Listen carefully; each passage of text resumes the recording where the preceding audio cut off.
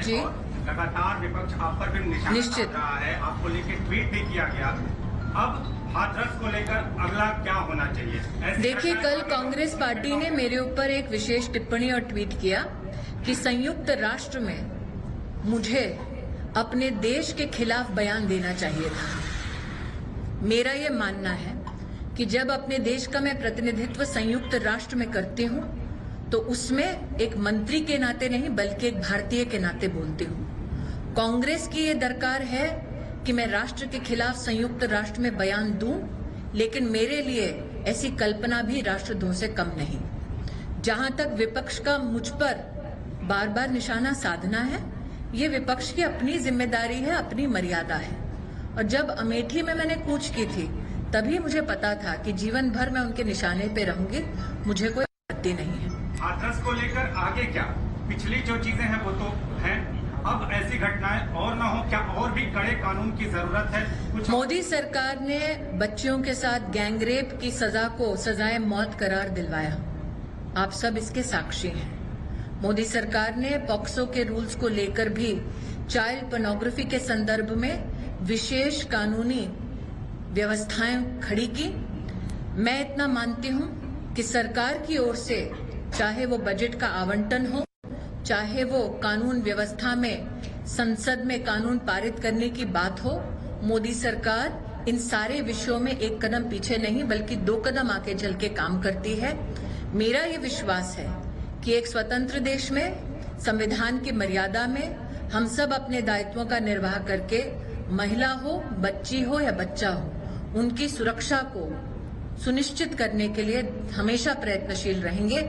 मैं आज भी कह रही हूं कि संवैधानिक पद पर रहकर मैंने न राजस्थान पर टिप्पणी की, न बंगाल में एक्टिव केसेस पे टिप्पणी की, न ही किसी और प्रदेश के उस पे टिप्पणी की, लेकिन मुख्यमंत्री योगी आदित्यनाथ जी से निश्चित रूप से चर्चा की है और आश्वासन पाया है कि पूर्णतः न्याय होगा।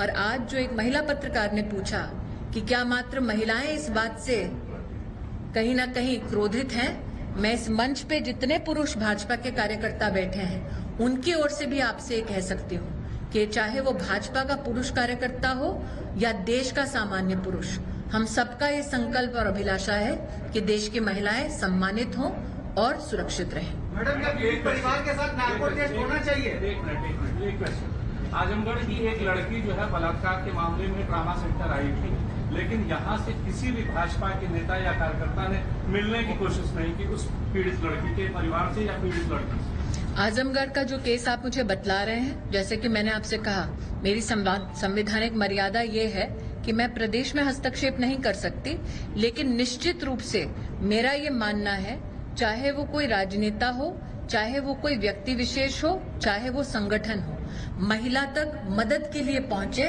राजनीति के लिए ना पहुंचे। मैडम, एक सवाल ये है कि निर्भया कांड में पैसे के आवंटन की बात आपने की, 9,000 करोड़ रुपया लगभग सभी प्रदेशों में, लेकिन अभी तक उसका पैसा कहीं खर्च नहीं हुआ, कहीं उसका। प्रदेश की सरकारें, एक बार भारत सरकार जब पैसा सुनिश्चित कराती है तो किस प्रकार से खर्चा करती है वो प्रदेश की सरकार का अधिकार है। आप अगर ये मानते हैं कि मैं प्रदेश, चाहे वो किसी का भी प्रदेश हो, किसी भी राजनीतिक दल का प्रदेश हो, उनके अधिकारों का हनन करूंगी तो मुझे लगता है इससे संवैधानिक ठेस पहुंचती है व्यवस्थाओं को। हमारी सरकार की प्रतिबद्धता जो थी कि निर्भया फंड के माध्यम से सभी प्रदेशों तक ये आवंटन किया जाए, उसको हमने सुनिश्चित किया है। और हम बार बार प्रदेश की सरकारों के साथ समन्वय से आग्रह करते रहते हैं कि वो आवंटित जितनी भी राशि है उसका पूरा उपयोग करें। जी, राज्य सरकार की आपने बात की योगी की एक टीम है, अभी उमा भारती जी ने सरकार के ऊपर सलाह दिया योगी जी को कि मैं आपकी बड़ी बहन हूँ, हाथरस वाली घटना पर आप ध्यान दीजिए, उनसे बात की। अभी आपने कहा ये क्या मतलब क्या सूचना देता है कि आपके ही सरकार में और पूर्व सरकार में मंत्री रही और पार्टी को वरिष्ठ नेता है, जब ये शब्द कहना पड़ा कि मैं आपकी बड़ी बहन हूँ। अब आप क्या करें? मैं इतना ही कहना चाहूंगी, भारतीय जनता पार्टी का चाहे वो महिला कार्यकर्ता हो या पुरुष कार्यकर्ता हो, हम सबकी अभिलाषा ये है कि महिला का सम्मान हो, न सिर्फ उत्तर प्रदेश में बल्कि देश के किसी भी कोने में।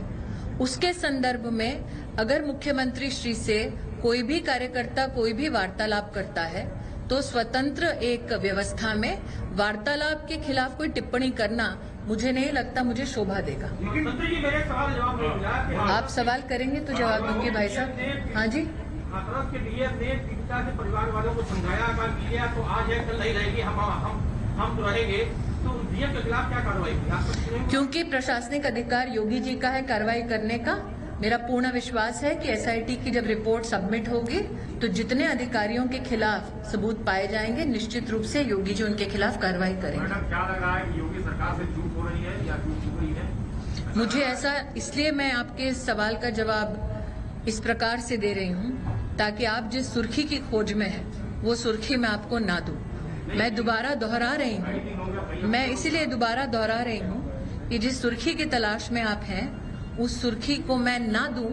इसीलिए अपने बार बार आपसे आग्रह में एक भाई साहब मैं इनका जवाब दे दूं फिर आप। मेरा आपसे आग्रह है कि मेरे वक्तव्य को मैं दोबारा दोहराती हूं ताकि आप दोबारा नोट कर लें।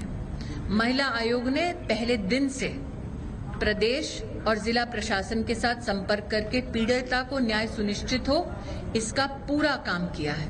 दूसरा, मैंने स्वयं योगी जी से वार्ता करके उनसे आश्वासन पाया है कि पीड़िता के प्रति न्याय भी होगा और जो इस विषय में पीड़िता को न्याय से वंचित रखने का दुस्साहस कर रहे हैं उनके खिलाफ भी योगी जी कार्रवाई करेंगे। मैं उनके इस आश्वासन से आश्वस्त हूँ। जी भाई साहब, एक सेकंड भाई साहब। हाँ। केंद्र में और राज्य में उत्तर प्रदेश सरकार में आपका जो है कि पार्टी की सरकार है मैडम, उत्तर प्रदेश में पूरी तरह से कानून व्यवस्था चरमरा गई। इस संबंध में जानना चाहते हैं। साहब ने कहा कि योगी जी काफी तटस्थ है, लेकिन उस पर केंद्र सरकार क्या निर्णय ले रही है? इस समय बलात्कार, हत्या पूरे प्रदेश में एकदम चरमराई हुई कानून व्यवस्था। आज आप सबके सम्मुख आने से पहले सपा की कुछ बहनें आई थी, उन्होंने मेरे साथ बैठ के वार्ता की और शायद ही ये कभी हुआ होगा कि दो राजनीतिक दल की महिलाएं एक साथ बैठकर संकल्प लें कि महिलाओं के प्रति न्याय हो। मैं जिस लोकसभा क्षेत्र से आती हूं वहां पर भी एक विख्यात सपा के नेता के खिलाफ रेप का केस चल रहा है। मेरा इतना मानना है अपनी संवैधानिक पद पर रहकर कि जो हमारा जुडिशियल तंत्र है उस पे आप विश्वास बनाकर रखें।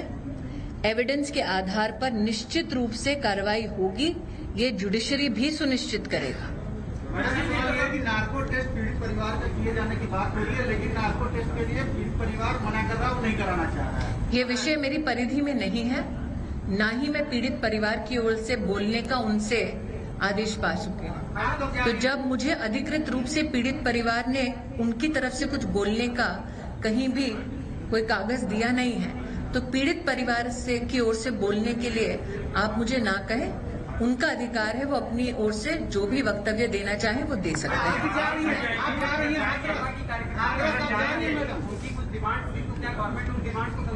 जी, सपा की नेता आपसे मिलने आई थी, उनकी कुछ डिमांड थी, तो क्या गवर्नमेंट उनकी? उन्होंने मुझसे जो चर्चा की जिसको आज मैं यहाँ पर बता सकती हूँ, उनकी चर्चाओं में दो विषय आए। एक कि हर महिला का सम्मान हो जिसमें कोई दो राय नहीं है। दूसरा, उनकी कोई सचिव थी, उन्होंने कहा कि ट्विटर पर और कई विख्यात रिपोर्टर्स पीड़िता का नाम ले रहे हैं बार बार, जो कानून का उल्लंघन है। उन्होंने मुझसे कहा कि आप आईएनबी मिनिस्ट्री से और जो डिपार्टमेंट है इंफॉर्मेशन टेक्नोलॉजी का, उनसे चर्चा करें ताकि पीड़िता का नाम प्रेस के माध्यम से बाहर ना आए। मैंने सपा की उस कार्यकर्ता को आश्वस्त किया कि मैं निश्चित रूप से आईएनबी के अधिकारी और मेटी के अधिकारियों से उनके इस विषय को लूंगी और स्वयं इस विषय पर कार्रवाई हो ऐसा सुनिश्चित करूंगा। मैडम, आप हाथरस जाएंगी क्या? आप खुद हाथरस जाएंगी पीड़ित परिवार से मिलने? ये उत्सुकता है लोगों में। जी, मैं जानती हूँ। मेरा ये आपसे आग्रह है, आपके लिए पीड़िता हेडलाइन होगी, वो किसी की बेटी है, उस बेटी का सम्मान करें। टीआरपी की कहीं ना कहीं प्रतिद्वंदी रहते हैं आपके, लेकिन उस बेटी का सम्मान करें। मैं आज यही आग्रह कर सकती हूँ। उसके साथ जो घटा उस पे अपनी टीआरपी की रोटी ना सेकेंगे तो उस लड़की के साथ न्याय होगा, तब उसका सम्मान होगा। मैडम, किसी मानना चाह रही थी योगी सरकार की इतने घंटे मीडिया को परिजनों से दूर रखा, अब छोड़ा, क्यों? देखिए, मेरा इतना मानना है कि जब जिले के अधिकारी कोई निर्णय लेते हैं प्रशासनिक, तो उसके ऊपर केंद्रीय मंत्री का टिप्पणी करना, क्योंकि मैं नहीं जानती हूँ जिला अधिकारी को। मेरा इतना कहना है कि आज इस वक्तव्य से पहले जब मैं आई और मैंने चैनल देखा तो वहाँ पर रिपोर्टर उपस्थित थे।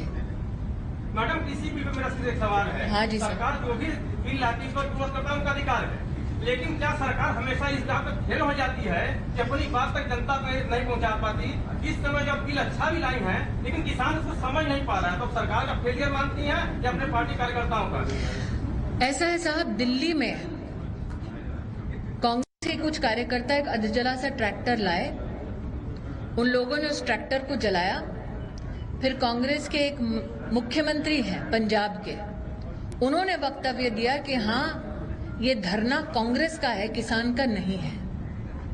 किसान समझता है कि मोदी जी ने जो कदम लिया वो किसान को बिचौलियों से आजाद करने का कदम लिया, और देश की जनता ये समझती है कि कांग्रेस अगर खड़ी है तो कमीशन खोरों के साथ खड़ी है। बहुत बहुत धन्यवाद।